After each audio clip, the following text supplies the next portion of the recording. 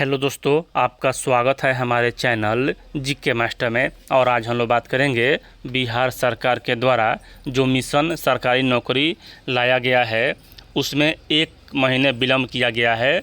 और विलम्ब का मुख्य कारण यह है कि बिहार सरकार के नई आरक्षण नीति जिसमें 75% आरक्षण दिया गया है बिहार के मूल निवासियों को, उसे पटना हाई कोर्ट के द्वारा रद्द कर दिया गया है। फिर बिहार सरकार के द्वारा यहाँ सुप्रीम कोर्ट में एसएलपी दायर किया गया है और वहाँ से जो निर्णय आएगा वह बिहार के वैकेंसी पर प्रभाव डालेगा। सबसे बड़ी बात यहाँ कि बीपीएससी टीआरई 3 का भी यहाँ जो बहाली है 75% पर है।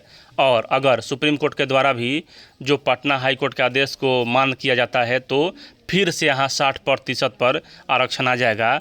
और इसी 60% के आधार पर बिहार में सभी बहाली होगा, 60% आरक्षण से और 40% यूआर यानी कि अनरिजर्व से। चलिए आपको पूरी अपडेट दिखाते हैं। सितंबर में होगी नियुक्ति की प्रक्रिया शुरू। मुख्यमंत्री नीतीश कुमार का ड्रीम एजेंडा मिशन नौकरी की प्रक्रिया शुरू होने में कुछ विलम्ब हो सकता है। सुप्रीम कोर्ट के फैसले के बाद सरकार द्वारा जातीय गणना के बाद आई रिपोर्ट के बाद आरक्षण के दायरे को बढ़ाए जाने के फैसले को रद्द किए जाने से यह स्थिति उत्पन्न हुआ है। और यहाँ हालांकि सरकार ने 75% आरक्षण के आधार पर रोस्टर क्लियरेंस का काम लगभग पूरा कर लिया था। जैसे ही सुप्रीम कोर्ट का फैसला आया वैसे ही सरकार ने सभी विभागों व कार्यालयों को नए सिरे से रोस्टर क्लियरेंस कराने का निर्देश दिया है। इसकी पुष्टि मुख्य सचिव ब्रजेश मेहता ने किया है। यहाँ सुप्रीम कोर्ट नहीं, यहाँ हाई कोर्ट होगा। अभी सुप्रीम कोर्ट में एसएलपी दायर किया गया, अभी उसका निर्णय नहीं आया है। समान प्रशासन के अधिकारियों के अनुसार हाल ही में सभी विभागों को नए सिरे से आरक्षण का कोटि यहाँ निर्धारित करते हुए रोस्टर क्लियरेंस करने को कहा गया है।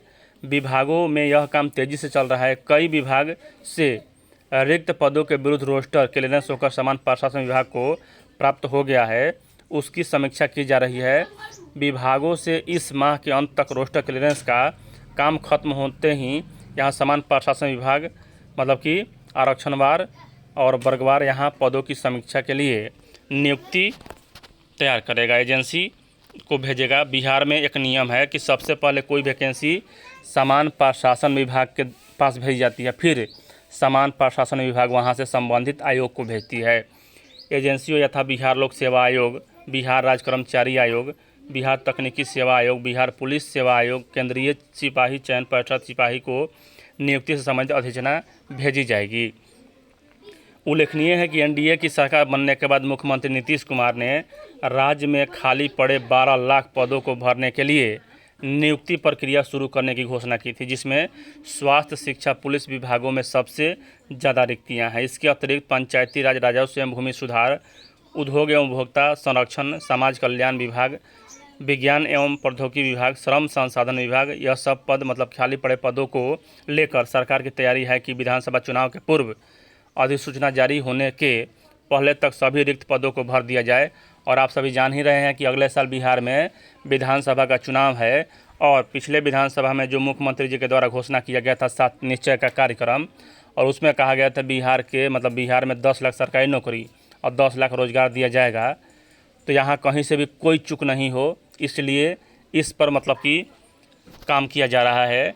अब देखना बात यह होगा कि सुप्रीम कोर्ट का निर्णय क्या आता है, 75% बहाली होगा या 60% पर। आने वाले दिनों में मालूम चलेगा। चलिए, यहाँ ही अपडेट है। वीडियो देखने के लिए धन्यवाद।